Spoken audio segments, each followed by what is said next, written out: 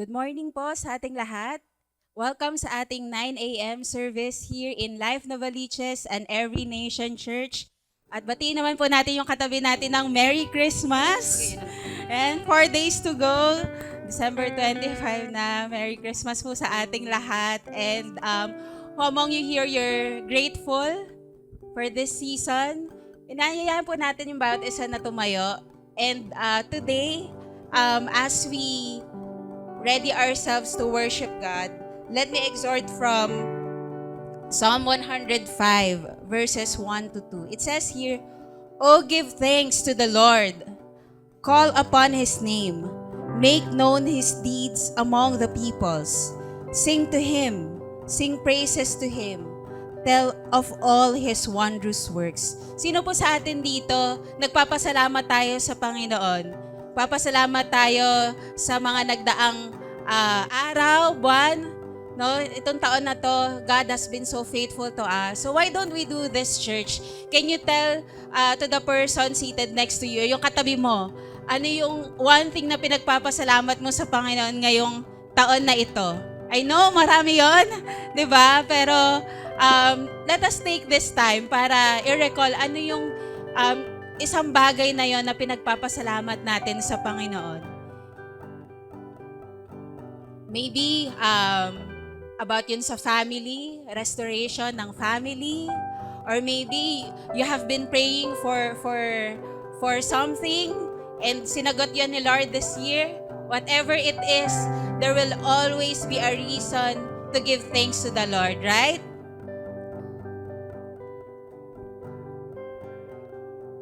Okay, so I hope nag-share tayo, no? Marami po tayong ipagpapasalamat sa Panginoon ngayong taon na to. And hopefully hindi lang tuwing Christmas season na we do this, but let this be the posture of our hearts that every day we give thanks to the Lord and we call upon His name. And ang amazing dito sa psalm na to, no, na kumbaga the psalmist is instructing the people to make known yung deeds o yung kumbaga yung kabutihan ng Panginoon, yung ginawa ng Panginoon sa buhay natin. And with that we will give thanks to Him. We will sing praises to Him.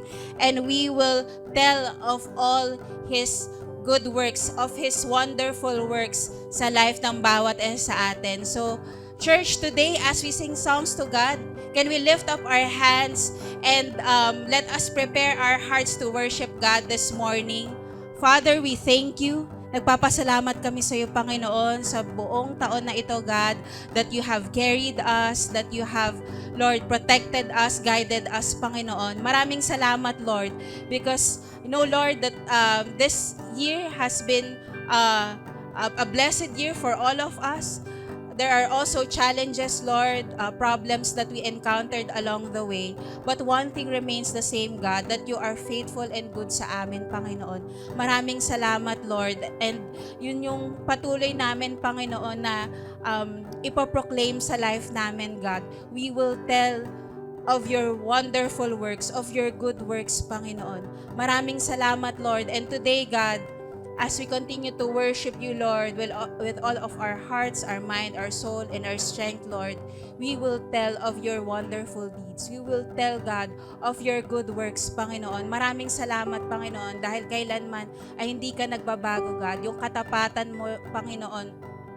At Lord, today, we will continue to rejoice because you have come, O Jesus, our Savior, our Lord, our mighty King, who is born, who is Emmanuel, God with us. Maraming salamat, Panginoon. We sing praises to your name. This we pray in Jesus' name. And everybody say, Amen and Amen. Let's worship God together, church. Joy to the world, for the King, the Savior, the Lord of all has come. Come on. Woo! Hey!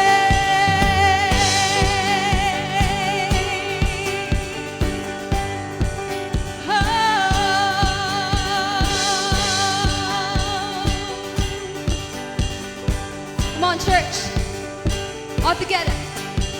Joy to the world, the Lord is come.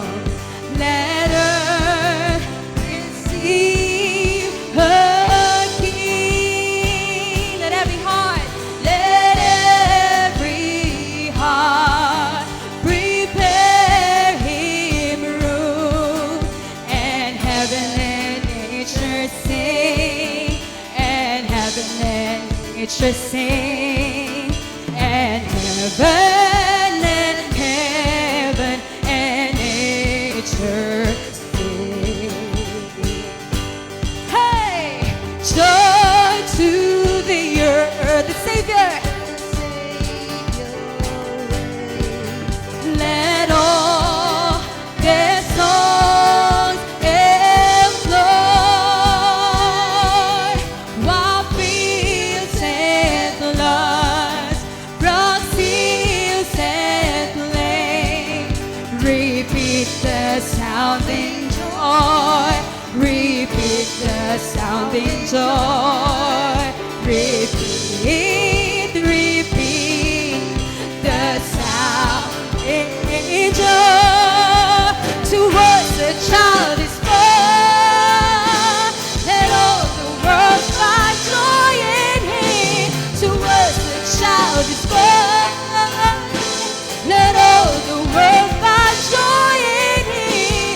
He rules the world with truth and grace, makes the nation and make the nations rule.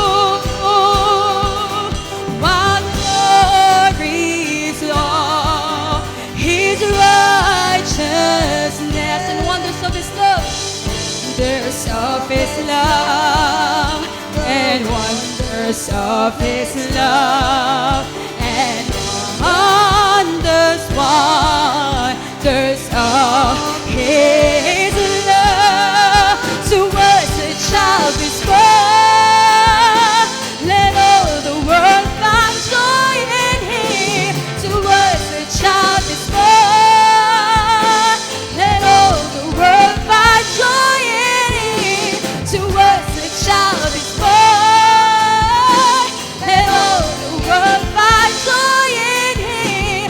To us a child is born, let all the world find joy. To us a child is born, let all the world find joy in Him. To us a child is born, let all the world find joy in Him. To us a child is born, let all the world find joy in Him. To us a child is born, let all the world find joy in Him.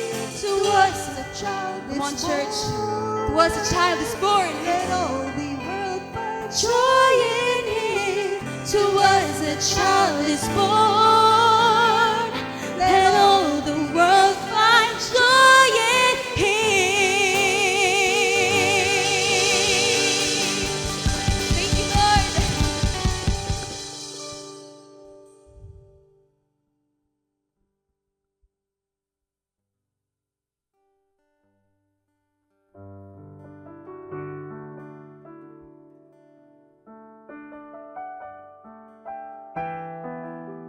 Thank you, Lord, for coming to the world.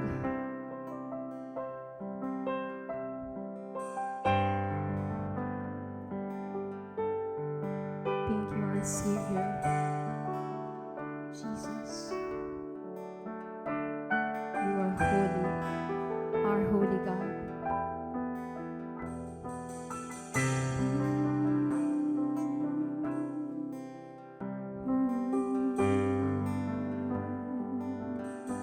Come on, sing. Oh, holy night, the stars are brightly shining. It is the night of the dear Savior's birth. Long lay the world in sin and error pining, till He appeared and the soul felt its the thrill of hope. The weary world rejoices, for yonder breaks a new and glorious morn. Fall on your knees, oh, hear the angel voices. Oh, night divine, oh, night when Christ was born.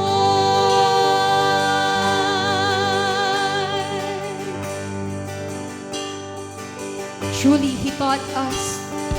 Truly, He taught us to love one another. His law is love, and His gospel is peace.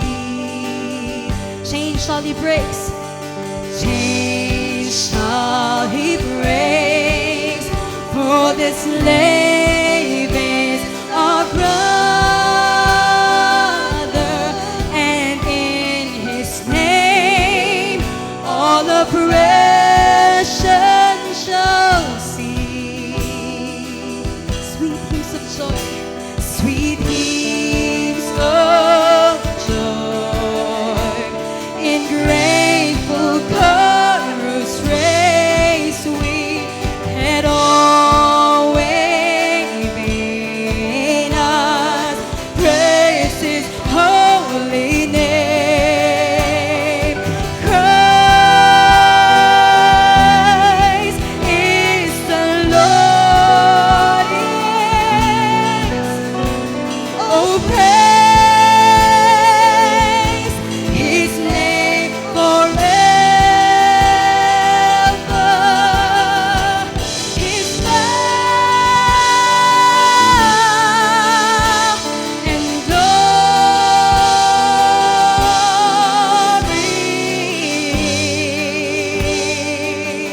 evermore proclaim.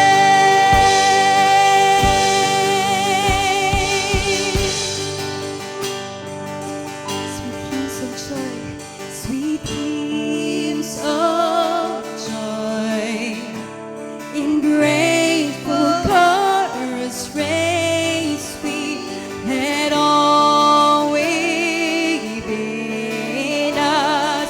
Praise His holy name. Christ is the Lord. Oh, praise His name forever. His love and glory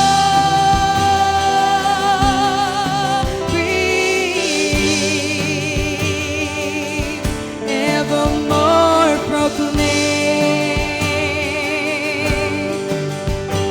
His love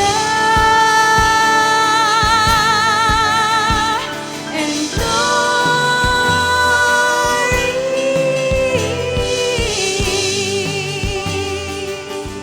evermore proclaim.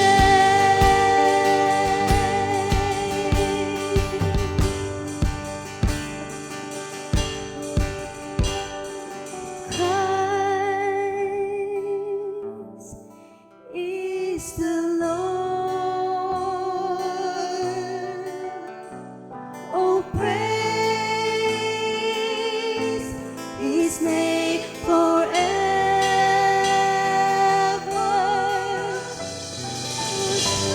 Power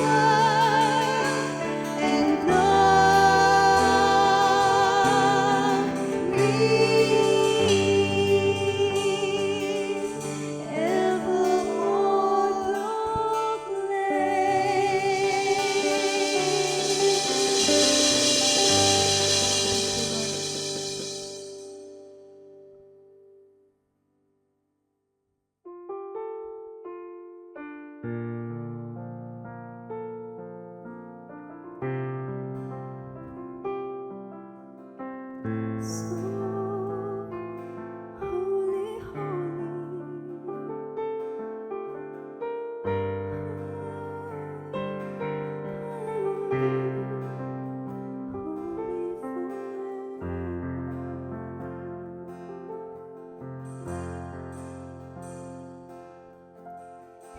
within a manger, the Son of God arrived, the one who would be called Emmanuel.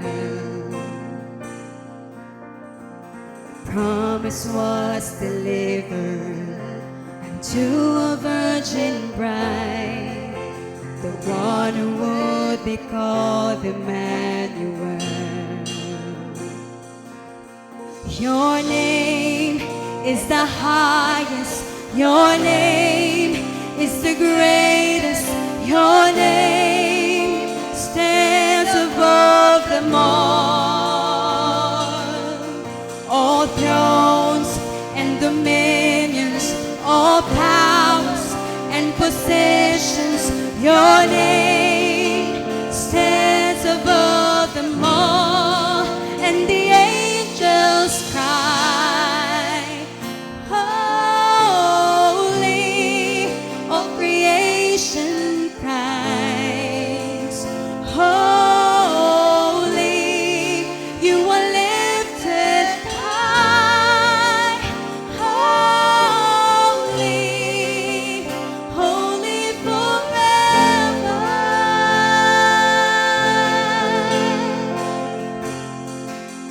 In the temple town of David, a Savior born today, the one who would be called Emmanuel.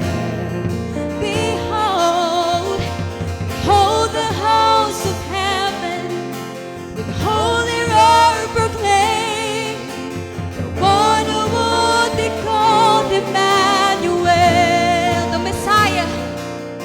the Messiah, our God is with us now, and the angels cry, holy, all creation cries, holy, you are lifted high,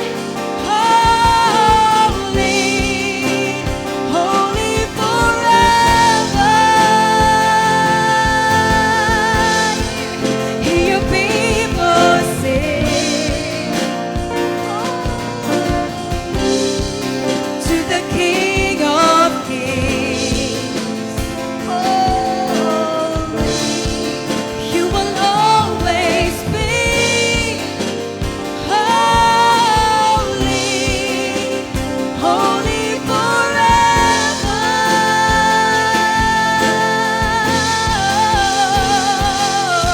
Your name is the highest, yes. Your name is the greatest. Your name stands above them all. All thrones and dominions, all powers and possessions, your name stands above them all.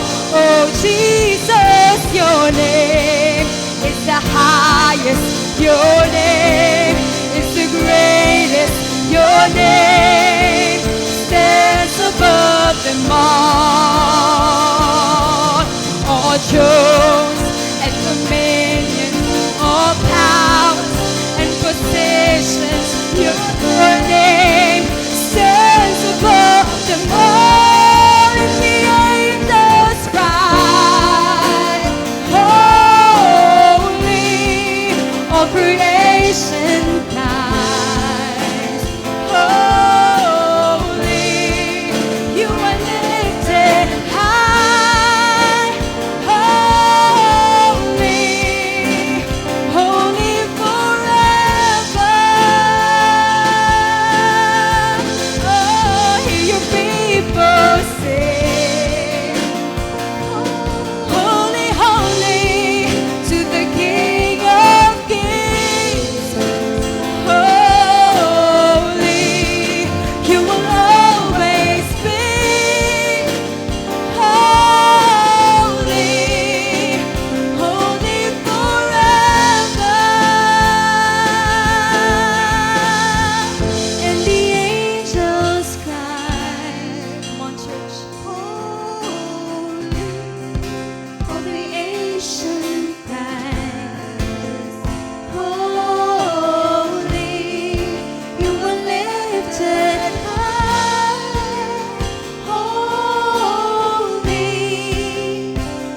holy forever. Hear people sing, Lord. Hear your people sing. Holy to the King of Kings. Holy, you will always be. Holy, holy forever. Let's give a hand to God. In church, let us call on the name of our God, Jesus. Jesus. It's like what we are singing, God. Your name is the highest. Your name is the greatest. Your name stands above them all. Maraming salamat, God. Because we know you are a great God. You're the creator of the heavens and the earth. You created all of these, Lord. And yet, you are so mindful of us. You love us so much, God.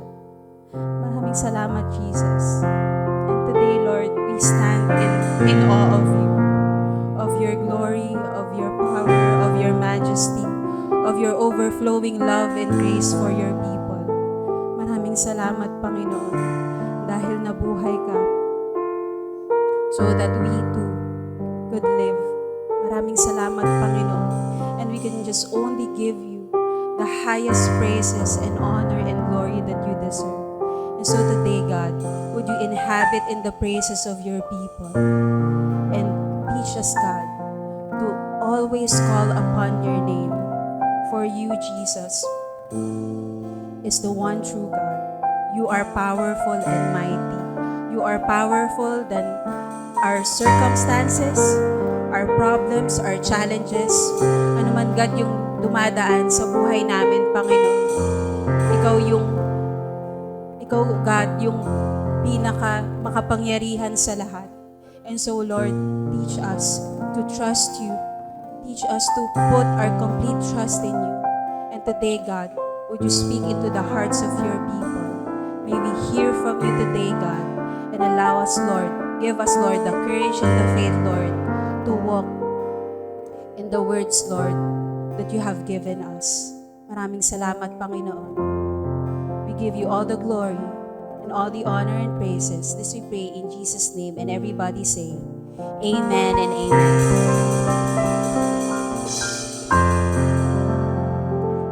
And right now, church, we will extend our hands to the kids na kasama natin ngayon dito as we pray for them and send them off to Kids Church. We are grateful because God has entrusted to us little children, and let us speak or pray a prayer of blessing to them as we send them off.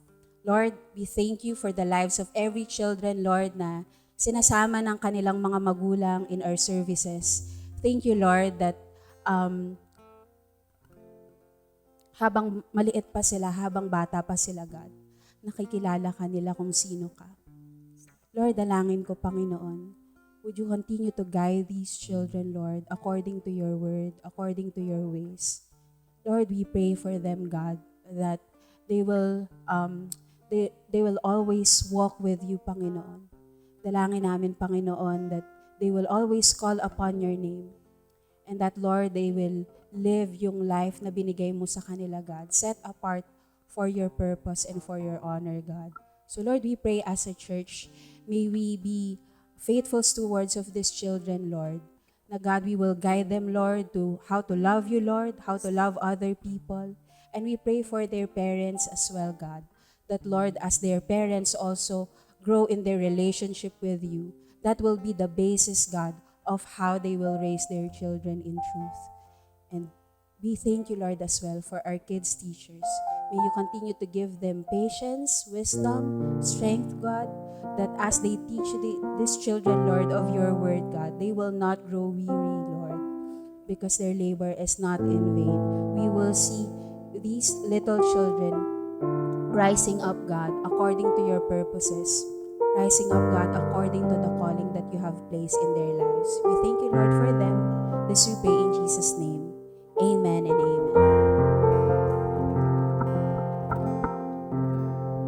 Now we're sending them off to our kids' church at Cinema 2. And as we continue with our worship services, here's our announcement. Today, we will still have our 11 a.m. service later.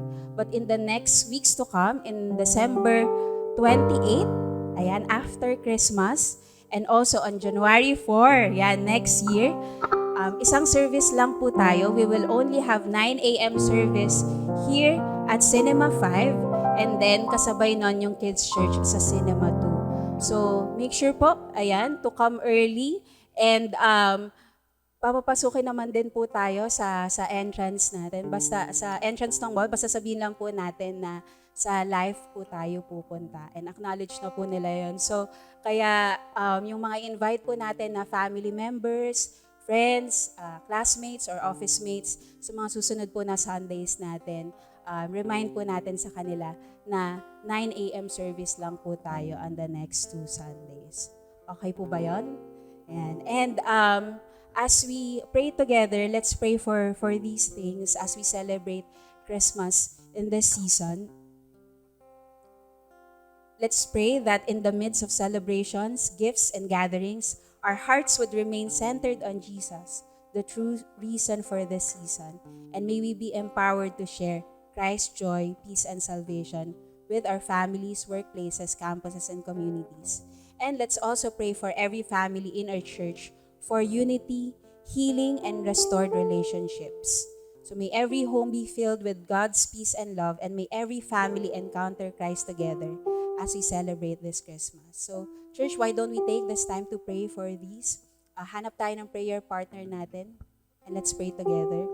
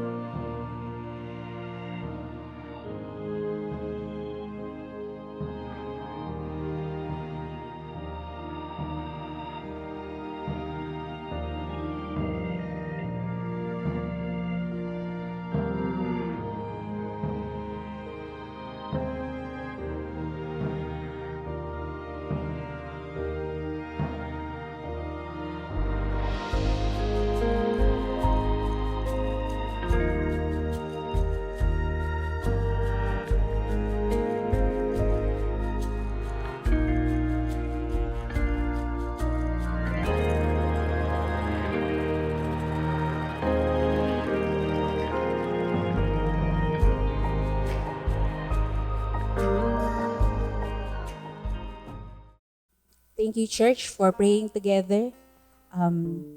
Let's pray. Lord, we thank you that we get to celebrate this season, the true reason for this season, and that is you, Jesus, your birth. Thank you, Jesus, that in the midst of celebrations and gatherings na ina-attenda namin, Panginoon, salamat, God, for reminding us time and time again that the reason why we celebrate is because of you. And so today, Panginoon, dalangin namin, Lord, na as a church, as your spiritual family, God, that may we be channels of your joy, of your peace, of your salvation, Lord, sa mga pamilya namin, God, sa workplaces, sa campuses, sa communities, Lord, that as we celebrate this season, Panginoon, na ikaw, God, yung center ng bawat celebration namin, ng bawat conversation namin, Panginoon. At dalangin namin din, Lord, na we know this year has been full of challenges as well, Lord. But God, I pray that would your peace surround us, God. And for every families, Lord, that faced a lot of challenges this year, Lord, we pray that you would unite every families, Lord, that ikaw, Lord, yung sentro ng bawat pamilya sa church na ito. You would restore every relationships, God. And we pray, Lord, ano man yung klase ng handa na meron kami, God, konti man, marami man, Panginoon. But Lord, I pray that every homes will be filled with your love, God, in this season. We pray, Lord, that every family will encounter you and we will celebrate Christmas together. For Jesus, you are born and you are with us and you will always be with us, Panginoon. Maraming salamat, God. This we pray in the mighty name of Jesus. Everybody say, Amen and Amen. And right now, church, let us prepare our hearts as we give sacrificially today. We may now take our seats and let us hear exhortation for our sacrificial giving.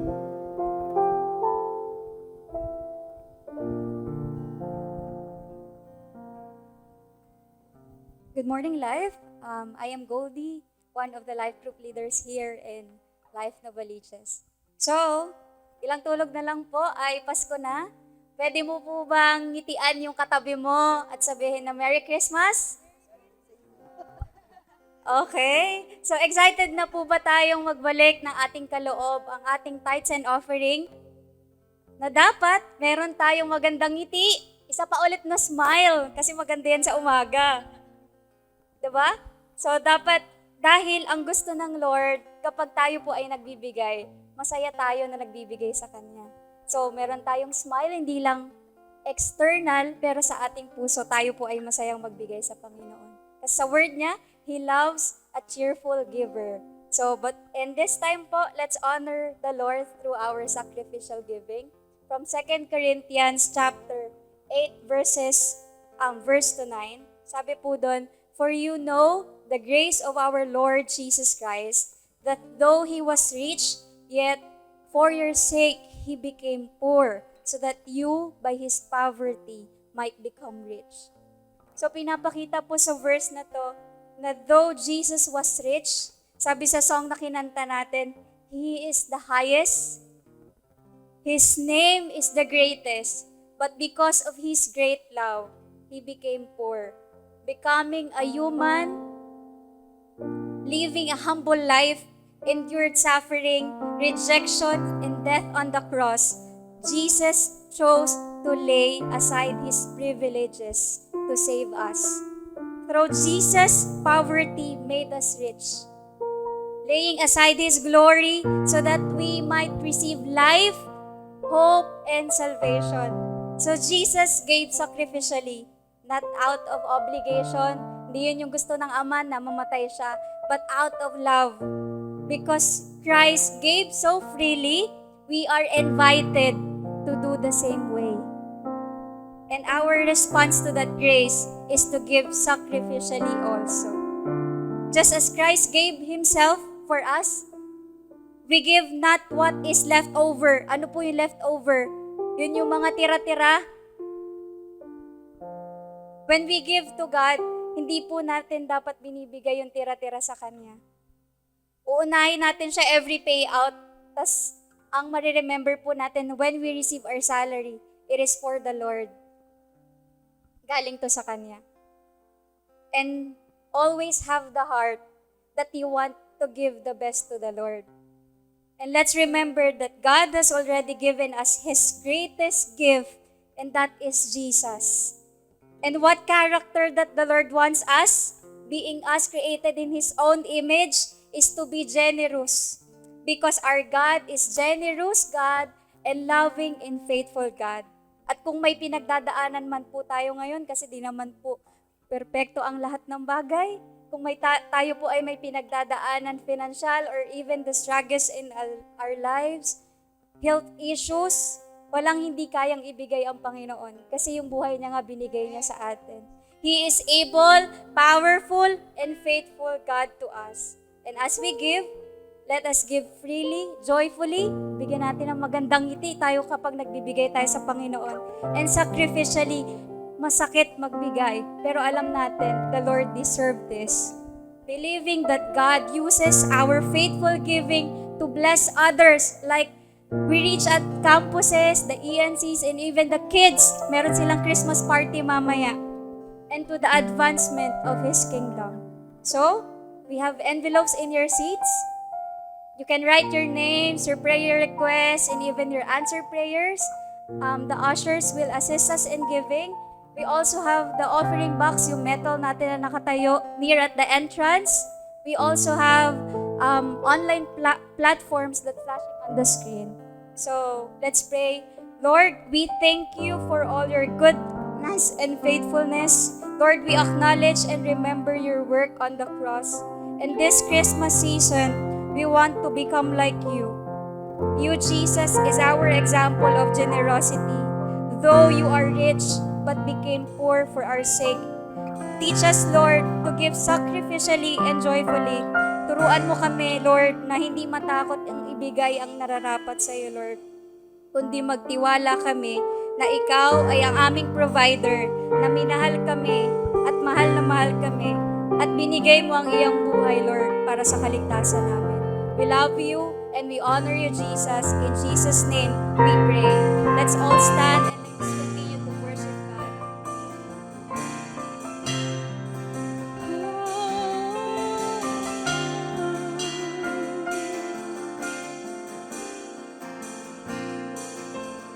Your name is the highest. Your name is the greatest.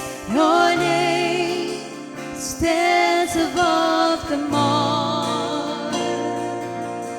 All thrones and dominions, all powers and positions. Your name stands above them all.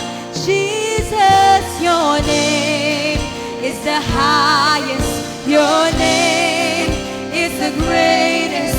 Your name stands above them all. All thrones and dominions, all powers and positions. Your name stands above them all. And the angels cry, holy. All creation cries, holy. You are lifted high, holy, holy forever. Hear your people sing, holy to the King of Kings. Holy, you will always be. Holy, holy forever. You will always be. Holy, holy forever and ever. You will always be. Holy, you will always be. Holy, you will always be. Holy, holy forever. Thank you, Lord.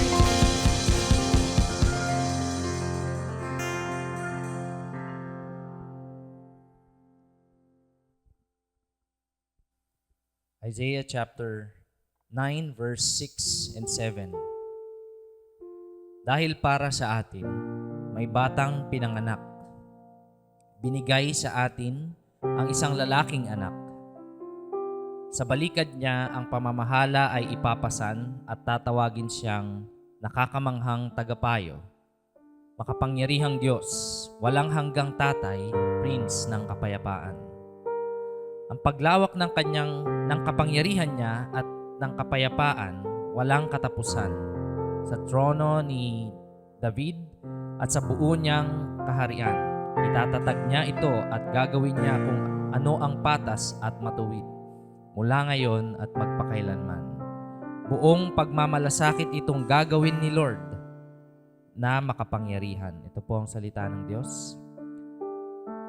Let's pray. Lord, marami pong salamat sa umaga na to. We thank you for your presence, Lord, ay kasama namin ngayong umaga. Lord, sa pagtitipon namin, dalangin namin, Lord, na gabayan mo kami sa pag-understand ng iyong salita. At sa pag-intindi namin, Lord, bigyan mo kami ng grace na ma-realize ang kahalagahan mo sa aming buhay. Hindi lang ngayong Pasko, kundi sa pang-araw-araw at sa buong cycle ng aming buhay, sa buong lifetime. Lord, ngayong umaga na to, isinusuko po namin ang sarili namin sa iyong salita. Na hindi lang ito basta kwento, hindi lang ito basta part ng history. Ito ang katotohanan at ang katotohanan na nagpapalaya, Lord, sa aming lahat. Salamat, Lord. Pinupuri ka namin, sinasamba ka namin sa pangalan ni Jesus. Amen and amen. Palakpakan po natin si Lord. Again, good morning. Welcome sa Life Novaliches, 9 a.m. service. Bago po tayo umupo, pwede ba nating batiin yung malapit sa atin o kahit nasa likod natin ng magandang umaga at Merry Christmas. Yan. Merry Christmas, everyone.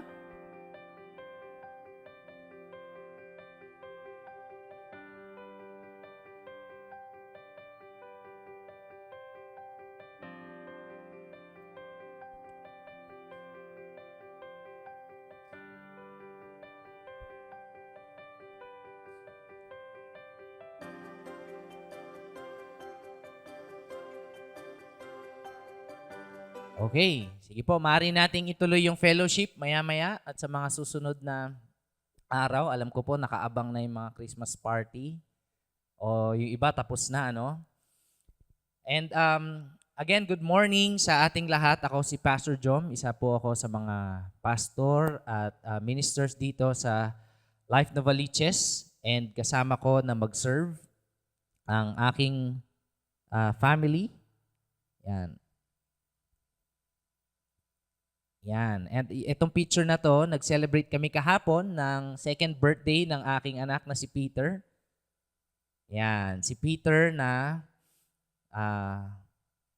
pinipilit naming Spider-Man. Okay? So, kasi favorite ko yun. Pero medyo nagmamanifest din talaga kasi akyat ng akyat.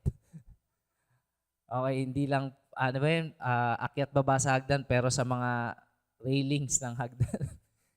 So, kahapon, nag-celebrate kami ng birthday niya and nakakatuwang isipin na dati ganito lang siya kaliit. Dating-dati pa ganito lang.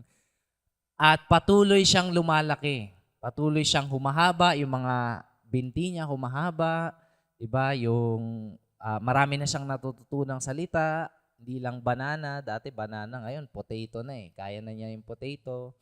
At itong growth o yung paglaki ni Peter ay patuloy na kada taon merong nagbabago sa kanyang physique, sa kanyang katawan o sa kanyang pag-iisip, sa kanyang yung response niya sa amin at sa mga taong nakapaligid.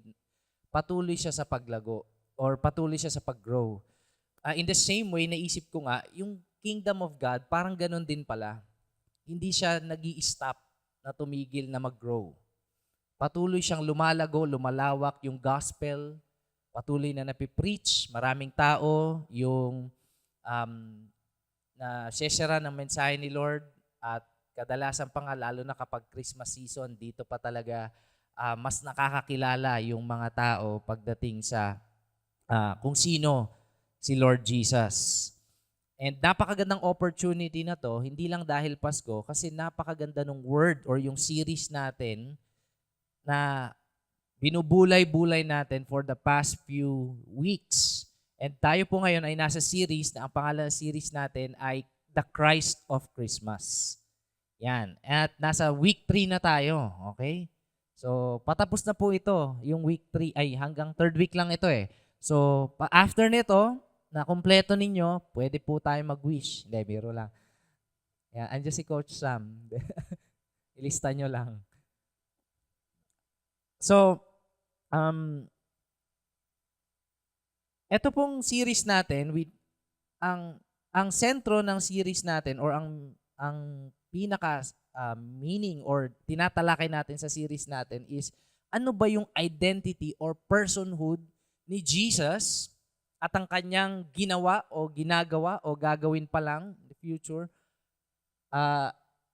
at ano yung kahalagahan nito sa buhay natin, lalong-lalo na ngayong Pasko. Kasi kadalasan yung focus ng Pasko napupunta sa gadget o sa mga bagong gamit o mga relationships, which is good sometimes, di ba? Okay naman yung mga pamilya reunion o kaya yung sinagot ngayong Pasko, ganon.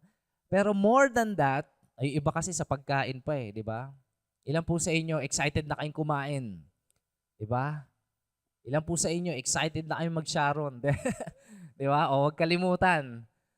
Pero more than these things, mahalaga na maibalik natin sa atin, hindi lang Pilipino bilang part ng ating tradisyon, pero bilang Kristiyano, ang pag-alala at talagang become a reminder and an encouragement sa ating lahat yung Kapaskuhan.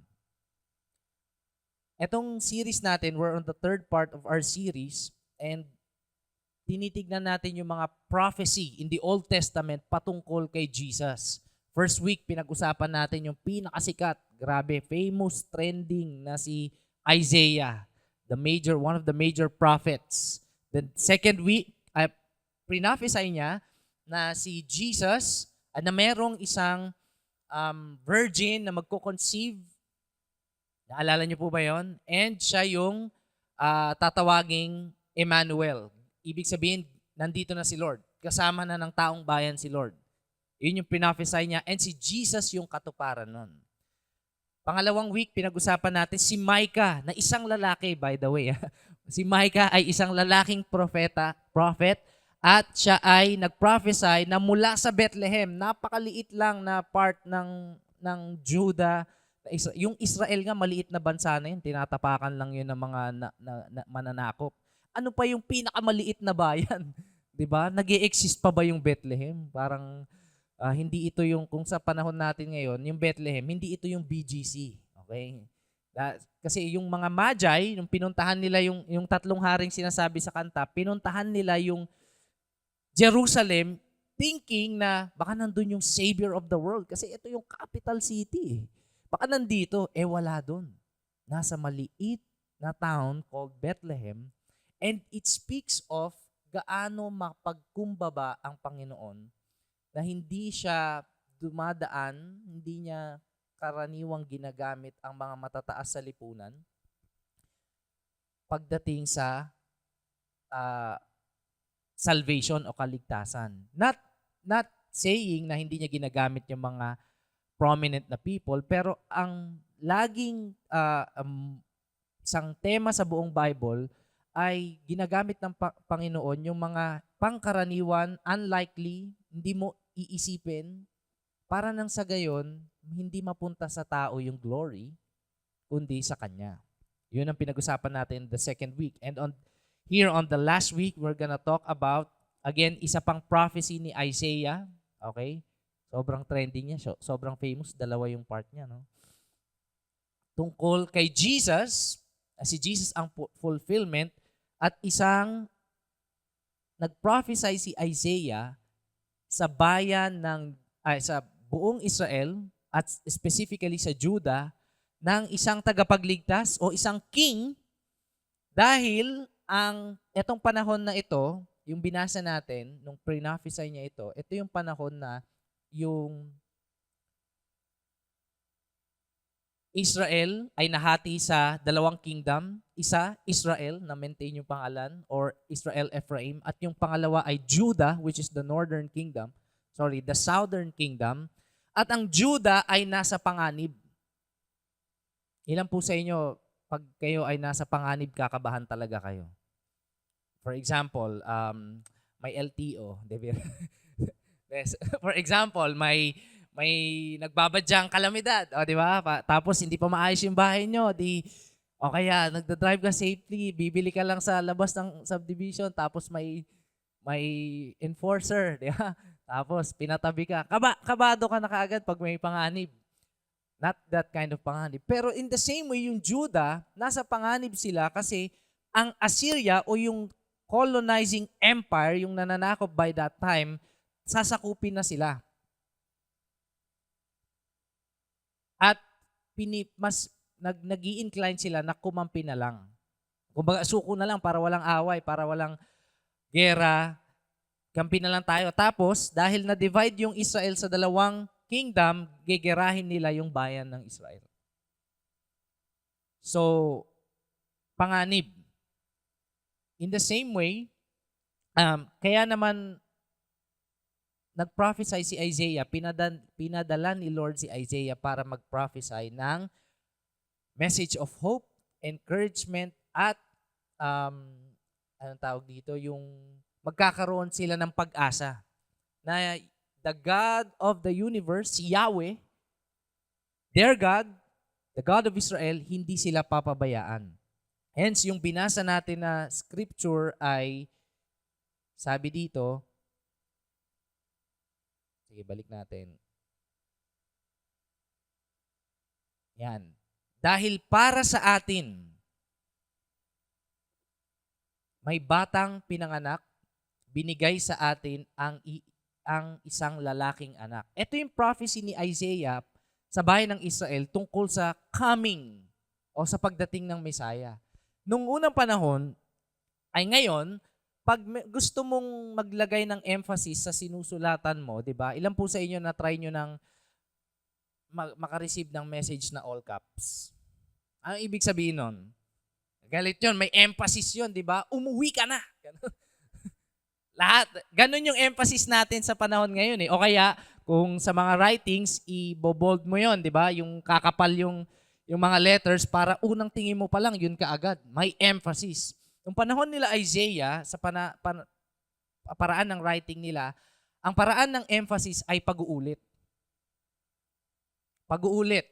Kaya kung mapapansin natin dito, parang parehas lang naman, redundant lang yung meaning. Dahil para sa atin, may batang pinanganak, binigay sa atin ng isang lalaking anak. So, parang inulit pa, sayang ink. Mahal pa ng ink. Pero bakit pagkakagastusan ng ink?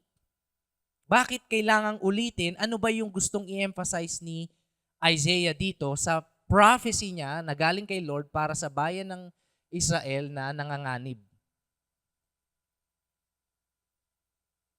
Ang gusto niyang iparating ay, sabi diyan, dahil para sa atin, para sa bayan ng Israel, may batang pinanganak.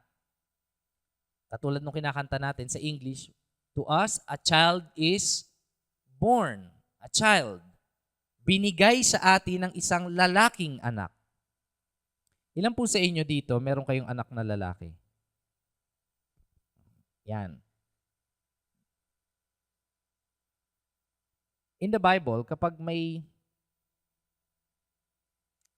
ang isang pamilya o isang tatay merong anak na lalaki, nagkaroon ng anak na lalaki, it speaks of strength, might, lakas niya. In the same way, dito sa binigay sa unang part ng prophecy, pinapakita ni Lord yung kanyang kalakasan, pero hindi lang ito basta lalaking anak. Kasi yung una, a child is born or a batang pinanganak, at it speaks about Jesus, ito ay patungkol sa kanyang humanity, pagiging tao ng Panginoong Jesus. At binigay sa atin ng isang lalaking anak, a son is given, take note given, hindi siya, anong tawag dito, binayaran o kinuha, di ba? Binigay lang ng Panginoon. Walang, di ba pag nagregalo ka, Ilan po sa inyo dito nakatanggap na kayo ng regalo? Ilan po sa inyo dito nag-ipon kayo ng good points para makatanggap ng regalo ngayong Pasko?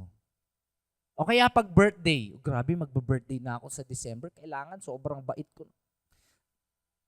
Di ba pag birthday, hindi mo naman kailangan maging mabait? Kasi birthday mo yun eh. Regalo para sa iyo yun. O yung iba naman, iba talaga dito sa Pilipinas, culturally, sasabihin ng ninong ni, naging mabait ka ba ngayong Pasko? Hindi kita bibigyan. Pero sa totoo lang, ang regalo, binibigay yan, nasa nagbibigay. Okay, wala sa kabaitan ng tatanggap. Nasa nagbibigay kung bibigyan niya ba o hindi. In the same way, ganun din ang Panginoon sa bayan ng Israel back then. Binigay sa atin ang isang lalaking anak. A son is given.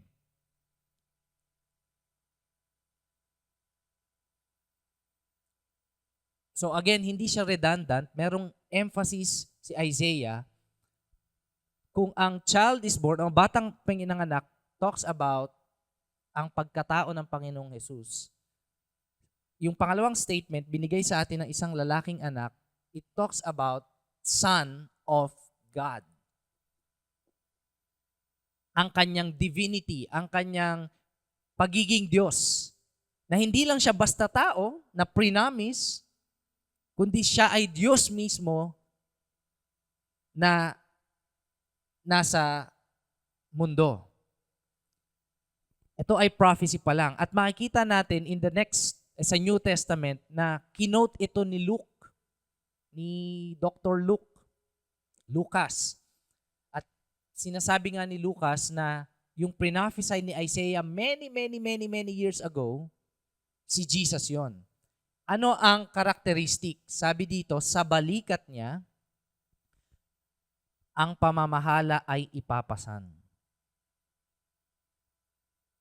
Sa balikat ng Panginoong Hesus, ang pamamahala ng bayan ng Israel, kasi sa pananaw nila noon, sa bayan nung unang panahon mga kapatid, hindi mo pa naman nila alam na may China, na may, na may Solomon Islands. Yung discovery pa ng mga bansa noon, maiksi pa lang, maliit pa lang. Dati, nung unang panahon, kung ano yung nananakop na empire, yun lang yung may limited information. So, sa pananaw nila, maghahari o ang Messiah ay para lang sa bayan ng Israel. Pero ang pinaprophesy ni Isaiah ay para sa buong mundo. At ang kanyang pamamahala ay hindi lang para sa bayan ng Israel, kundi para din sa buong mundo. At sa balikat niya ang pamamahala ipapasan, this is an ancient Near East imagery na dati kapag merong mahalagang bagay o valuable things, kunwari susi, ipinapasan yon sa balikat ng hari. Ibig sabihin, nasa kanya yung responsibilidad ng kasagutan. Yung mga hari, may dala silang simbolo, whether susi or scepter, at pinapatong yon sa kanilang balikat para, ang tawag dito, sinisimbolo na authority. Sa medieval ages, mga kapatid, ganun din. Di ba ang knight or ang king, knight na naging king, yung espada, hindi pugot eh. Hindi pupugutan. Igaganon. Tapos maraming beses. Hindi maraming beses. Dalawa lang. Kasi dalawa yung shoulder. Ibig sabihin, the responsibility ay nasa kahari na. Sa kasal, nitong nakaraang mga 2 buwan na siguro, meron akong 2 kasal na inattendan. Yung isa in-officiate ko. At meron doon, sige, yung isa na lang naabay ako, kasi parang inas kami na maging veil sponsor. O abay. Tapos yung veil. Simbolo ang veil ng pagbubuklod ng mag-asawa, pero may kaakibat na responsibilidad. Yung veil o yung, ano ba sa Tagalog yung veil? Belo, yan. Diba? Hindi yung belo na skincare. Pero belo, at sa babae, yung wife ko, nung pumunta na kami malapit sa groom and bride, pinatong niya sa ulunan ng bride. Ako naman sa shoulder. Kasi sabi nung minister, si senior pastor natin, si Pastor Tim, ilalagay daw sa shoulder. Nung dating-dati pa, akala ko talaga nilalagay yon para mailagay lang. At kaya sa ulo, tapos sa shoulder, kasi maliit yung bride, hanggang ulo, hanggang balikat lang nung groom. Akala ko ganun dati. Yun pala, meron yung sinisimbolo.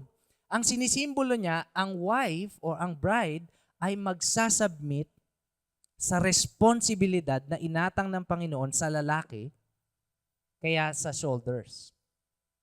Okay? So, are there husbands in the house? Nasa atin ang responsibilidad. Katulad, although mas malaking kay Lord Jesus, ang pamamahala ng pamilya ay nasa tatay.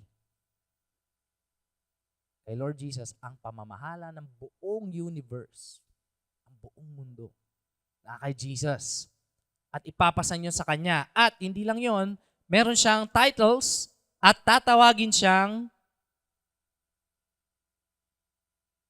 nakamamanghang tagapayo. Grabe to. Hindi lang to guidance counselor. Ano to? Wonderful counselor. Makapangyarihang Diyos, walang hanggang tatay, Prince ng kapayapaan. Kinuha ko tong Pinoy version nito kasi it captures, maraming Tagalog version. Kaya lang, sa ibang Tagalog version kasi, yung first statement, pinagsama lang, sinamarize. Wala yung emphasis na kailangan dalawa. At itong nakamamanghang tagapayo, makapangyarihang Diyos, walang hanggang tatay, Prince ng kapayapaan, iisa-isahin natin yan, very quick lang, kung ano ba yung sinisignify o ibig sabihin ng bawat title ni Jesus na prophesy sa Kanya.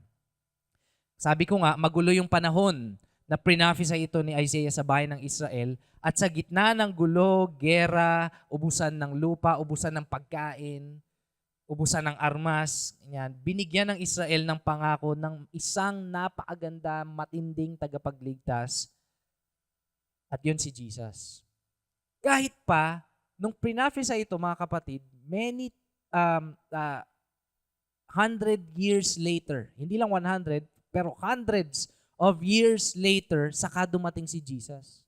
Imagine mo, meron po ba kayong inaantay? Meron ba tayong inaantay na 100 years na mahigit? Wala, di ba? Ano lang kinsenas katapusan lang Ang tagal naman. Di ba, minsan nga hindi pa tayo makapag-antay Pero imagine yung people of Israel, nasa kalagitnaan ng gera, nag-aantay sila napakaraming taon, kaya yung pagdating ng Panginoong Hesus, sobrang joy to the world. Alam niyo na kung bakit joy to the world. Kasi sobrang saya na sa wakas, nandito na yung hari natin, ng buong mundo, at nandito na yung tagapagligtas. At tatawagin siyang nakamamanghang tagapayo or wonderful counselor. Ito ang nangangahulugan na napaka punong-puno ng, hindi pala punong-puno, si Lord Jesus ang karunungan. Siya ang origin ng karunungan at alam niya ang lahat ng bagay. Karunungan or perfect wisdom, makapangyarihang Diyos o mighty God, it speaks about, sabi ko na kanina, divine strength. Ang Panginoong Jesus ay may divine strength at physical strength. At yung dalawa, yung naunang dalawa, naalala nyo ba nung panahon na ang Panginoon ay nagmi-minister na recorded sa Gospels? Naalala nyo kung paano niya i-redefine or ihugutin yung pinaka-heart ng law, ng batas ng Old Testament at ini-explain niya sa mga tao na hindi yun basta pagsunod lang, kundi yun ay pagmamahal sa Panginoon? Man of wisdom, perfect wisdom. At nung siya ay magpakita ng, doon muna tayo sa physical na lakas. Siguro top of the mind lang na record ng pinakita ng Panginoong Jesus yung kanyang lakas ay yung pinagtataob niya yung mga lamesa nung ayaw papasukin ng mga Jewish leaders, yung mga Gentiles o mga hindi Hudyo. Ayaw nilang pasalihin sa pagsamba at hinarangan nila yun ng business ng food park. Ano pa? Nung time na ang Panginoong Jesus ay huhulihin na sa Garden of Gethsemane. Ay sa garden, huhulihin na siya. Sa movie, siguro kulang lang sila ng extra. Ang mga nakita lang doon ay mga 20 sundalo. Siguro kulang sa production. Pero sa Bible, thousands, mga kapatid, ang huhuli kay Jesus. Nung tinanong ng leader ng thousands na yun, sabi niya, ikaw ba si Jesus? Ang nagtuturo ng ganito, ganyan. At sabi ni Jesus, it is I. Lahat sila nagsidapaan. Hindi yun recorded sa mga movies. Pero ganun kalakas, physical strength pa lamang ang Panginoon. At para i-endure ang suffering on the cross, grabe, maglalakbay ka, no? Tapos may buhat kang cross, putot balat ka na. Gaano kalakas ang Panginoon? Physical strength. But more than physical strength, His divine strength na ang pagligtas niya sa buong sangkatauhan. Pangatlo, title dyan, sabi dyan, walang hanggang tatay. Oh, sabi kanina, a child is born, a son is given. Paano yung child magiging tatay? Ano, may batang ama ba to? Nung inaaral ko itong word na to, ang ibig sabihin pala, in the original Hebrew ng everlasting Father, Father of eternity. At babalikan pa natin yung most ancient Near East language, origin of eternity. Pinagmulan ng walang hanggan. Si Jesus ang pinagmulan ng walang hanggan. Grabe. Sobrang amazing nito mga kapatid kasi ang Panginoong Hesus hindi lamang siya tao, siya ay Diyos, siya ay may karunungan, siya ay makapangyarihan, malakas, at wala siyang pinagmulan, wala siyang hanggan. Ang Panginoong Hesus. Paano yun? Di ba pinanganak siya sa manger, sa sabsaban? Yes, that's true. Pinanganak siya, ngunit sinasabi din ng salita sa atin na ang Panginoong Hesus, bago pa siya magkatawang tao, kasama niya na ang Ama. Kasama niya na si Father God. So, origin siya ng eternity, everlasting. At siya ang origin ng eternality. Pang-apat, Prince ng Kapayapaan o Prince of Peace. Dahil sa mission niya sa planetang Earth, mas malakas pa siya kay Goku, mga students dito. Siya ang magdadala ng kapayapaan sa bawat isa at kapayapaan o pagiging one o wholeness ng bawat isa. Kapayapaan sa one individual to another at wholeness, kapayapaan sa sarili. At higit sa lahat, kapayapaan sa Panginoon, sa Diyos. Anong ibig sabihin nito? Na siya ang prophesied, na ang Panginoong Hesus ang pinangakong hari na maghahatid ng karunungan, kalakasan, buhay at kapayapaan. Kumbaga na kay Lord Jesus na ang lahat. Pinaprophesy ni Isaiah, huwag kayong mag-alala, mga kapatid ko, mga taga-Israel, mga bayan ng Israel. Nasa gera tayo ngayon, sinakop tayo ngayon, pero sa pagdating ng Messiah, sa pagdating ng future king natin, siya ay magdadala ng karunungan, kalakasan, buhay at kapayapaan. So etong mga Israel talagang kapit, talagang they put their eggs in one basket, kumbaga. Lahat ng hopes, ano na to, taya pati pato sa Messiah na to. Ganun yung hope nila. And true enough, nung dumating ang Panginoong Jesus, He never failed. Although yung iba sa mga tao ng Israel, they thought of a political leader, pero most na naniwala kay Yahweh, they view it, lalo na yung mga angels din, mga kasamang taga-subaybay, as the Savior of the world. Na ang Panginoong Jesus, ang ipinangakong hari, hindi lang ng bayan ng Israel, pati ng buong mundo, na maghahatid ng karunungan, kalakasan, buhay at kapayapaan. What does this imply? Ano naman sa atin yon sa modern world? Modern world. Ilan po sa inyo hindi naman lingid sa kaalaman nyo na magulo yung gobyerno natin? Hindi lang yun sa Pilipinas, kundi sa buong mundo. Magulo yung pamamahala. Magulo yung bansa natin, magulo yung ibang bansa, maapektuhan yung bansa natin, maapektuhan din yung bansa, ibang bansa. Magulo. And sometimes, dahil magulo na yon, yung paligid natin, it also affects us sa kaguluhan within.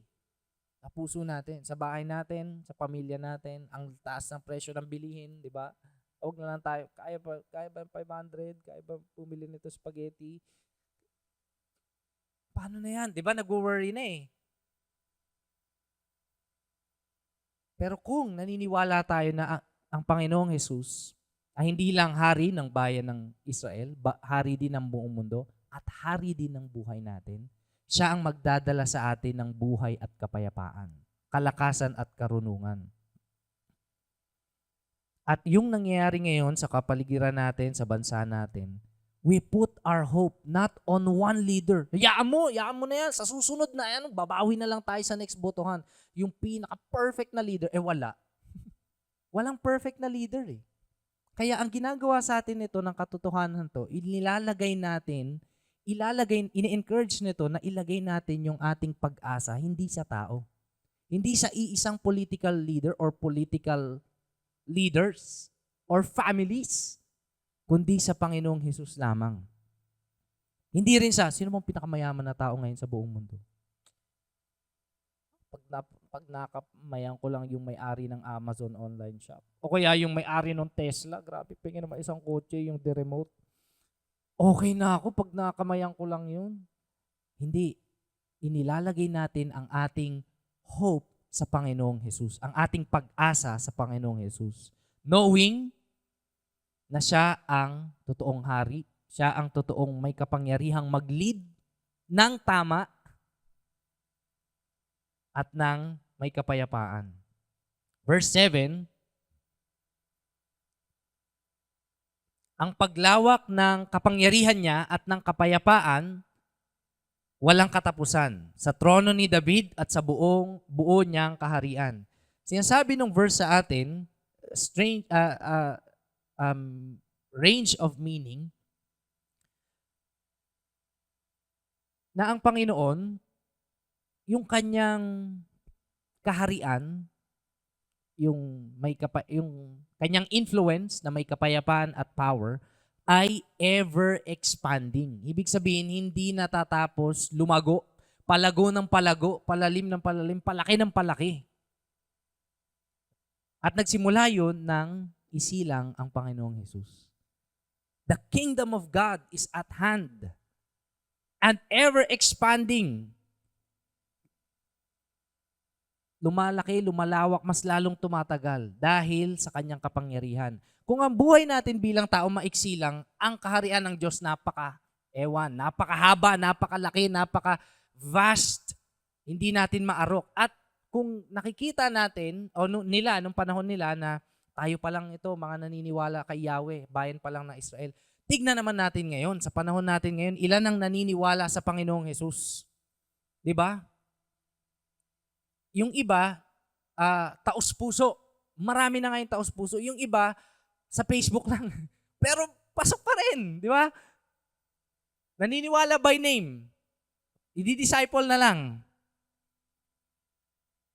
Palawak ng palawak ang kaharian ng Diyos. Tuloy-tuloy itong lumalago at kumakalat hindi lang sa Pilipinas, sa ibang bansa at kahit sa mga bansa na hindi kilala si Jesus. Na pag may isang missionary, do you know Jesus? He's a teacher. Mga napapanood kong evangelism crusade eh. Ano ba yun? Makakain ba yun? Hindi. Alam niyo mga kapatid, may mga bansa, lugar na ganun talaga. Walang kaalam-alam. Ano ba yung Jesus? Mapalad nga tayo dito tayo sa Pilipinas. Meron tayong freedom. Kaya lang sa ibang bansa, hindi nila kilala ang Panginoon Jesus. Sa iba naman, kilala nila by name and by religion, pero walang totoong relationship sa Panginoon. Ang kaharian ng Diyos ay palaki ng palaki. Unlike human kingdoms, it ends. Yung mga dynasty sa China, natatapos, tapos ipapasa sa iba. Mga pinapanood nating K-drama, di ba? Yung mga paiba-iba din ng emperor. Human kingdoms ends. Pero ang kingdom ng Panginoon ay hindi natatapos. Ito lang ang kingdom na hindi nag-end. Ito lang ang kingdom na hindi 6 years. At sabi pa doon, sa trono ni David at sa buo niyang kaharian, tinatag niya at gagawin niya kung ano ang patas at matuwid mula ngayon at magpakailanman. Sa trono ni Jesus, ang Panginoong Jesus kasi ay galing sa linya o sa ninuno niya si King David. Sa pananaw ng Old Testament Israelites, si King David na yung pinaka-the best king. Pero alam natin na hindi siya perfect. Most of us know na siya ay nag-fall into sin. Kaya, nag-promise ang Panginoon at prophesy ni Isaiah at tinupad ni Jesus na siya ang king na hindi sasablay. Siya ang king na itatag niya ang kaharian at gagawin niya ito ng patas at matuwid mula ngayon at magpakailanman. Bakit kailangang establish or gawin ito ng Panginoong Jesus? Remember, ang bayan ng Israel ay nasa chaos. Kung sino-sino lang yung dumadaan sa bayan nila, sinasakop sila. Kunwari, kahit mainang emperyo, dadaan lang, uy, may Israel dito. Wala, boring, sakupin natin. Ganun lang kadali masakop ang bayan ng Israel. Pero nung kumapit sila sa Panginoon at nagtiwala sila sa Panginoon, alam nyo ba mga kapatid, bawat gera nila, kahit konti lang sila, nananalo sila. Kaya sikat yung verse na if God is with us, who can be against us? Kahit sobrang laki pa niyan na army, kahit sinong leader pa yan, and it is true, totoo rin yon sa panahon ngayon, pati sa panahon ngayon. Kahit sinong leader pa yan, hindi na ako magbabanggit ng names, pero kung akala natin sila na yung pinakamalakas, pinakamayaman, pinakamakapangyarihan, no match yan sa Panginoong Jesus. Dahil ito ay prophesy at pinakita niya rin 2,000 years ago at nag-promise ang Panginoong Jesus na babalikan niya ang kanyang sambayanan. At kapag prinamis niya, gagawin niya. Ang Panginoon, hindi lang siya basta tao, siya rin ay Diyos. Kaya kung ano yung sinabi niya, hindi yun napapako. Siguro siya, through history, ay recorded in history, siya ay napako. Pero siya ay nabuhay muli. Hindi natatapos, hindi natatalo. Kaya yung sinabi dito na itatatag niya ito at gagawin niya kung ano ang patas mula ngayon at magpakailanman, it speaks of God's faithfulness. Ang pagiging tapat ng Panginoon sa kanyang covenant kay David. Ang pagiging tapat ng Panginoon sa kasunduan nila ng lahat ng nag-obey sa Kanya at along the way sumablay, pero ang Panginoon kahit sumablay yung pinangakuan niya, siya patuloy pa rin. Ever experience or did na ilan sa atin dito may one point in our life tinalikuran natin ng Panginoon? Alam nyo, bawat character sa Bible na sumunod sa Panginoon, meron din sa punto ng buhay nila na tinalikuran nila ang Panginoon. Pero, never tumalikod sa kanila ang Panginoon. Ang Panginoon ay faithful. Ganon din sa atin bilang mga Kristiyano. May mga punto ng buhay natin na parang gusto na nating sumuko. Or nandun na nga tayo sa pagsuko. Pero tayo ay minamahal pa rin ng Panginoon. Pinapakita niya yung katapatan niya sa atin. Yung pagmamahal niya sa atin. Meron tayong isang bagay na sobrang minahal na nagpawalay sa atin sa Panginoon. Naging parang idolatry or Diyos-Diyosa na natin yon. Pinapakita ng Panginoon na may mga kaya siyang gawin na mas mabubuti, mas masaya at mas life-giving kaysa sa kasalanang ito o bagay na ito. At sabi nga ng Romans sa atin, God's kindness leads us to repentance o yung pagbalik loob sa Kanya. Hindi tayo pinipilit ni Lord, halika na dito, hindi kita i-bless. Halika na dito, mga nganib, bahala ka dyan ha. Hindi, kung ano yung sinabi niya nung unang beses natin siyang tinanggap, yun pa rin. Mahal pa rin tayo ng Panginoon at the moment na tayo ay tumatalikod sa Kanya, pinapakita niya yung Kanyang kagandahan, kabutihan, blessing, kabaitan. Ba't kaya ganun? Nagkasala na ako pero buhay pa rin ako. May 13-month pa ako, ang kuripot ko naman nung mga nakaraang taon. Ba't kaya ganun? Kasi may isang faithful kahit hindi na tayo faithful. At yun ang Panginoong Jesus. And the last statement ng verse 7, buong pagmamalasakit itong gagawin ni Lord na makapangyarihan.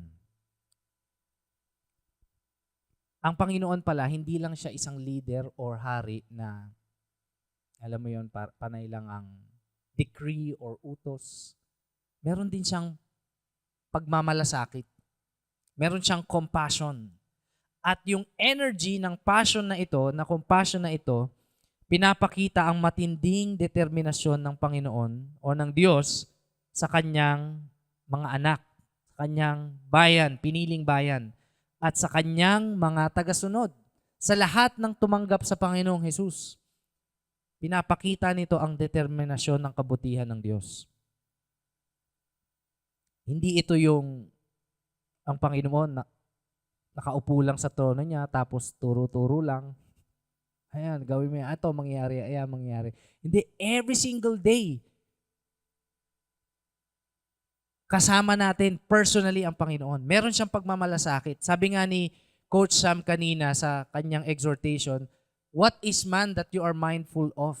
Ano bang meron sa tao? Sa amin, Lord, bakit kailangan mo pa kaming gabayan? Titigas naman ng ulo namin.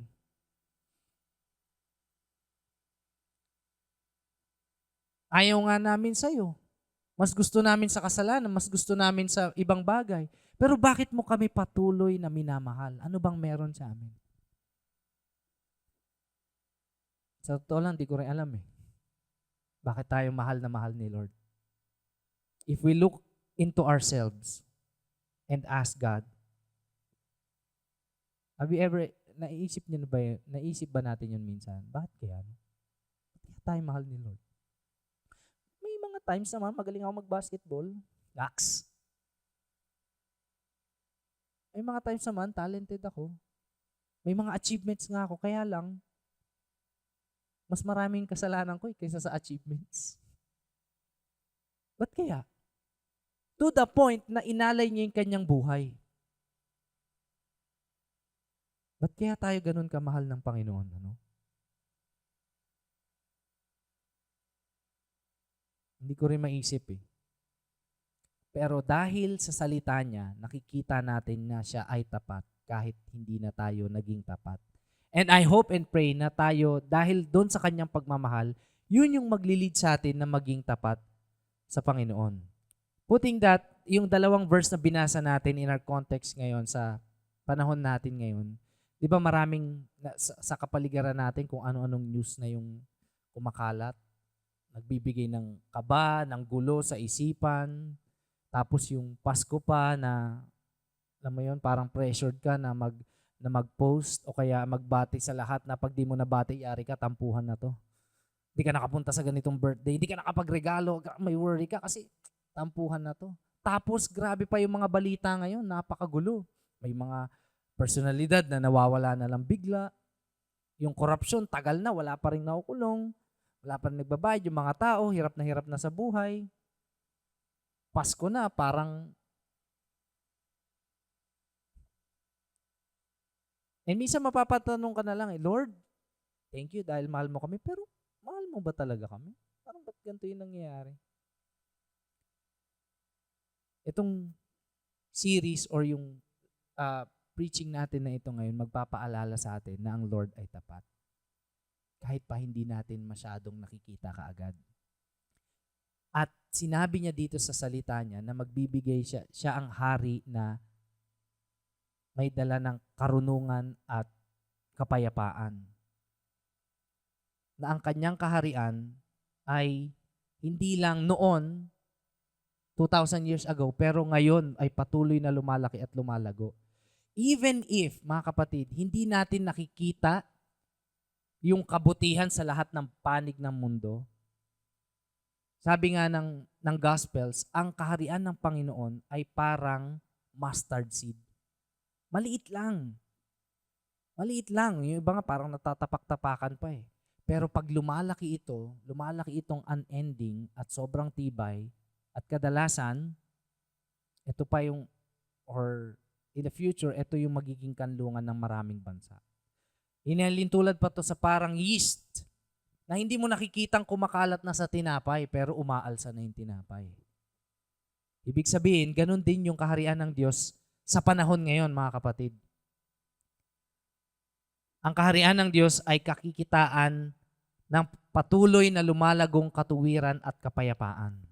Mapapansin sa, hindi gaanong mapapansin ng normal na tao, pero kapag ito ay naging mayabong na, maraming mga tao na yung nadidisciple, maraming tao na yung nakakilala sa Panginoon, kakikitaan ito ng katuwiran at kapayapaan. Ang tanong, saan ba naghahari ang Panginoong Hesus? Yes, sa buong mundo. Yes, sa mga bansa. Sa Pilipinas. At sa buhay natin, sa puso natin.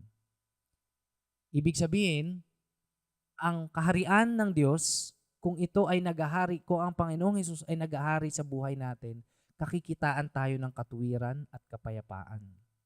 Are there times sa buhay natin na parang wala tayong kapayapaan? Lalo na pag andyan na yung mga bayarin, andyan na yung mga naniningil, Max.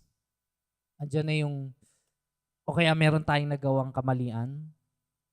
Ang Panginoong Hesus, binibigyan niya tayo ng kapayapaan. Of course, sa mga kamalian natin, tayo ay nakatanggap ng kapatawaran pag tayo ay nagrepent. Pero pagkatapos nun, makaka-receive tayo ng kapayapaan. Sa mga injustices sa gobyerno, sa pamahalaan, sa society natin, ang kapayapaan ay natatamo kapag na-deliver na yung justice. When justice is served. Finally, the people would say, yes, okay na. Payapa. Pero hanggat merong kasalanan sa buong mundo,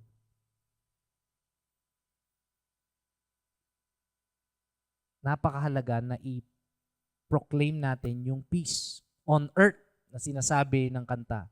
Yung peace na dala ng Panginoon. Napansin nyo kanina sa dalawang verse na binasa natin, meron yung Prince of Peace at saka, ano ba yun? Yung, tungkol ito sa kapayapaan. Yung kapayapaan na ito ay tinatawag ng ancient Hebrew na shalom. Can you flash that verse? Shalom. Sabihin nyo nga sa katabi nyo, shalom. Shalom. Yan. In the ancient Near East, ito ang paraan nila ng pagbati. Pero it goes deeper than that kasi ang ibig sabihin ng shalom ay kapayapaan, kasaganahan, karunungan, wholeness o pagiging buo. Wala kang kailangang patunayan, wala kang kailangang ikatakot, wala kang kailangang ipanggap. Shalom. At ito ang daladala ng Panginoong Hesus. Kaya tuwing Pasko, kung mapapansin natin, sa mga Christmas carols, paulit-ulit sinasabi yung peace on earth. Yun po ang dala ng Panginoong Hesus. Kaya napakaganda ng story ng Pasko, ng season ng Pasko, ng celebration ng Pasko. Kasi sa wakas, meron ng kapayapaan sa buong mundo. Una, kapayapaan sa sarili natin. Are there times, mga kapatid, na ikaw at ang sarili mo nag-aaway? Hindi, iba pala.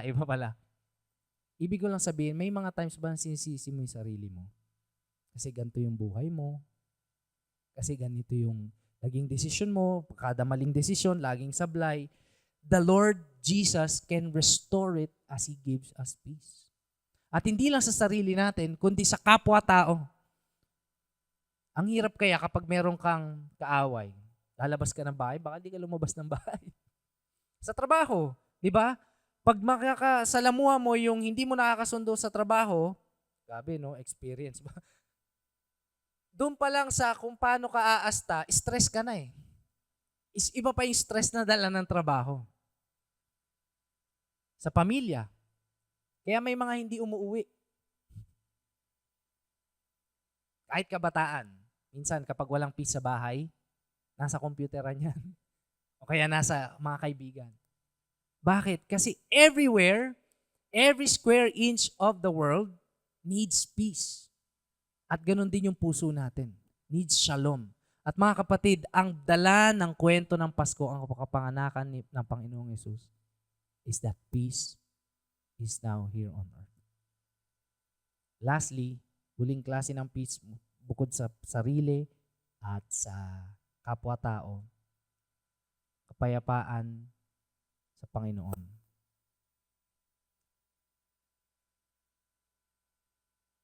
The Bible records to us or tells us na tayo, dahil sa kasalanan natin, kaaway tayo ng Panginoon. Na hindi matignan ng Panginoon yung ating karumihan. Kasi ang Panginoon ay malinis. Ang Diyos ay malinis. Na bawat kasalanan natin, para nating sinisira yung buhay na ginawa niya, yung image na meron sa atin, na galing sa Kanya, kaya ayaw ng Panginoon ng kasalanan sa atin. And so, kung face-to-face lang, hindi niya tayo masyalom.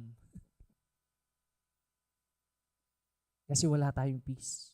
Kasi kaaway tayo ng Panginoon. And we can only find true peace sa Diyos. Pero ang kwento ng Pasko, sa pamamagitan ng kapanganakan ng Panginoong Hesus, mayroon nang nagbigay ang Panginoong Diyos, ng kapayapaan sa tao. Bati na, kumbaga, dahil sa sakripisyo ng Panginoong Hesus, ang kasalanan ng sangkatauhan ay nabayaran. Dahil may isang sanggol na pinanganak at may isang lalaking sanggol na ibinigay na naging sakripisyong alay. Nang sa gayon, ang Diyos at ang tao ay magkasundo at hindi na muli pang magwawalay. At ang kaharian niya ay patuloy na lumalago na may kapayapaan at kapangyarihan. Lastly, I wanna end with this. Yung aking anak, meron siyang isang paboritong kanta nung 1-year-old pa siya. At nagiging LS. Di ba pag magulang ka, kung ano yung playlist ng anak mo, yun na rin yun sa'yo. Pag toddler. Kasi, paulit-ulit kinakanta eh. Itong kanta na to, dati hindi ko pa to naintindihan. Pero nung inaral ko siya mabuti, sabi nung kanta, I got peace like a river. I've got peace like a river. I've got, paulit-ulit lang. Sabi ko, ba't naman river? Di ba parang, imagine ko, Pasig River yun sa isip ko eh. Di ba? Ba't inahelin tulad yung peace na parang river kasi ang river, meron siyang pinanggagalingan at patuloy siyang umaagos. At nasusuplayan niya yung ibang anyong tubig. In the same way, mga kapatid, ang kapayapaan na nagmula sa Diyos at dumadaloy sa atin para maibigay sa iba, yun ang kapayapaan na galing sa Panginoong Hesus. Tumayo tayong lahat at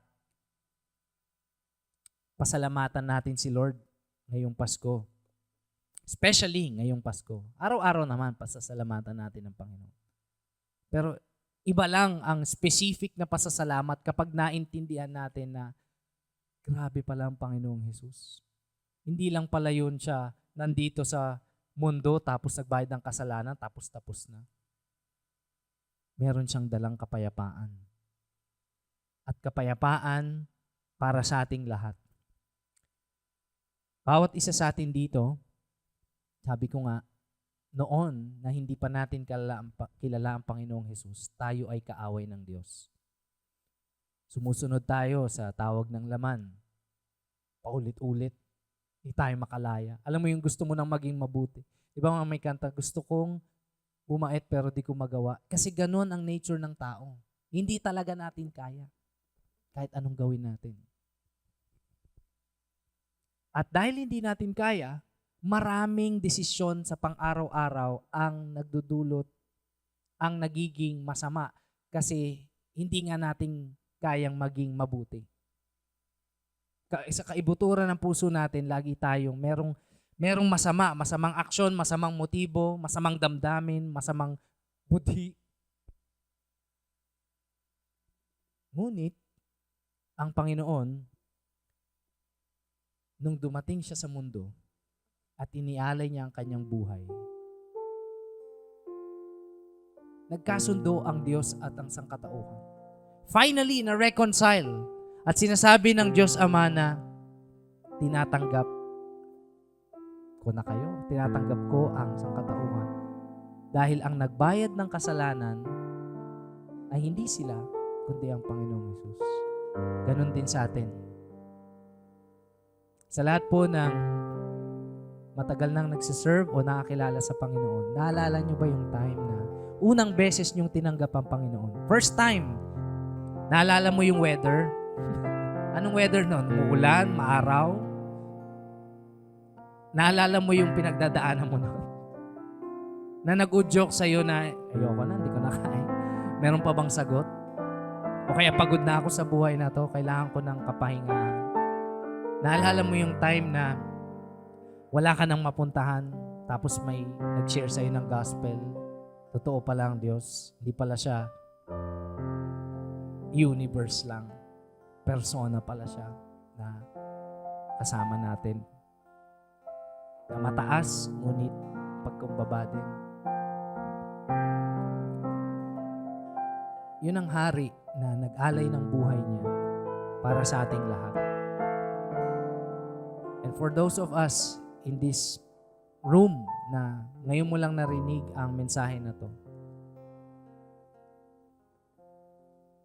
inaanyayahan po kita na isurrender natin ang buhay natin sa Panginoon. Sa ating lahat, lalo na patapos na yung taon. Ano man yung nakamtan natin, ano man yung na-achieve natin, ano man yung kasalanan natin, o mga maling desisyon sa buhay, isurrender natin ngayon sa paanan ng Panginoong Hesus. Manalangin po tayo. Lord Jesus, Lord Jesus, alam po namin na nandito ka ngayon. Kasama namin sa pamagitan ng iyong banal na Espiritu. At bawat puso ngayon, Lord, ay kinakausap mo. Mga puso na pagod, mga puso na sawang-sawa na, mga puso na nalilito kung saan papunta, Lord. Mga puso na naglo-long for peace. Mga puso na nangangailangan. Mga puso na nagsisik, ano ba yung totoo? Lord, today, with all heads bowed, lahat po ng ulo natin, iyuko natin, and every eyes closed,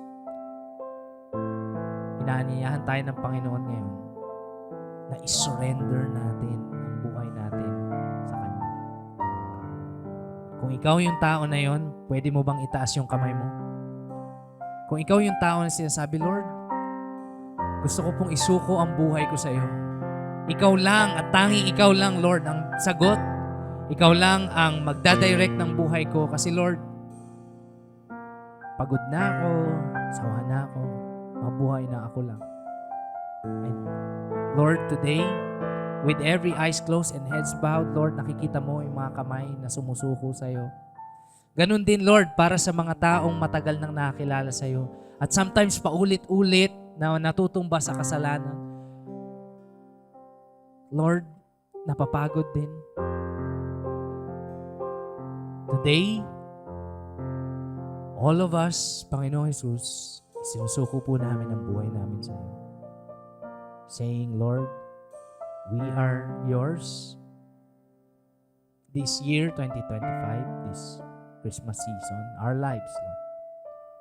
Mga accomplishment, mga natanggap, mga kasalanan na hindi namin kayang baguhin sa sarili namin.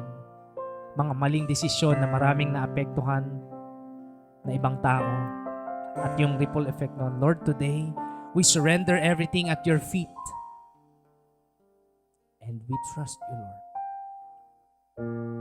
We trust you that you will rescue us.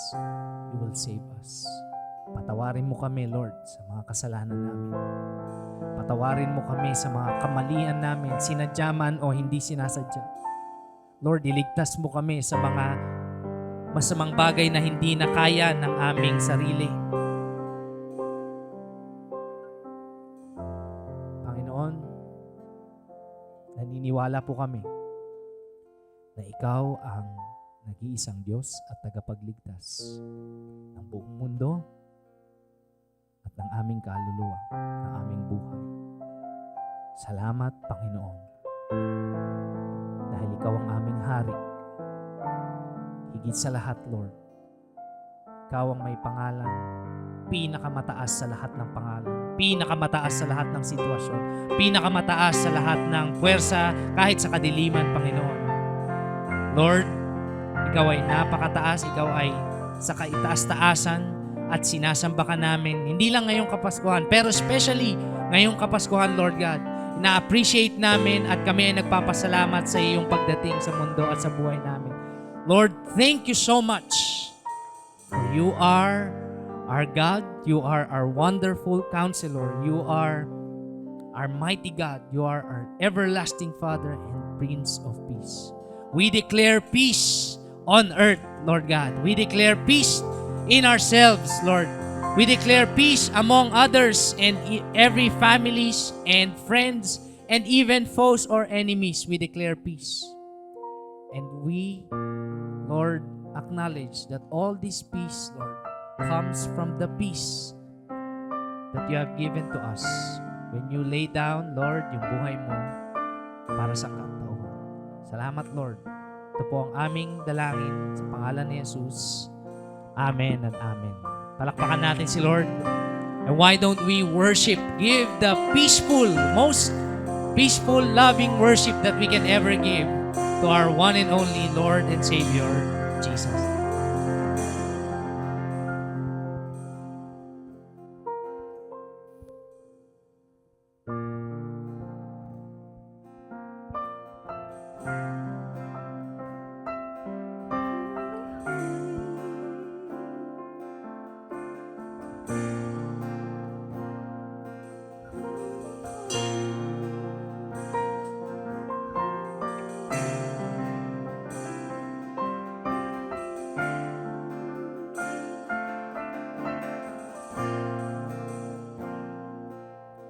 Your name is the highest. Your name is the greatest.